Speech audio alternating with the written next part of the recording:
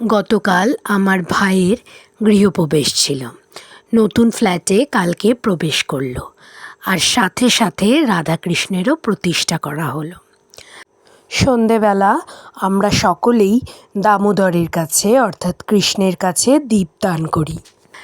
আমরা সবাই জানি এটা কার্তিক মাস অর্থাৎ দামোদর মাস চলছে, আর এই দামোদর মাসকে অত্যন্ত শুভ মাস হিসাবে ধরা হয়।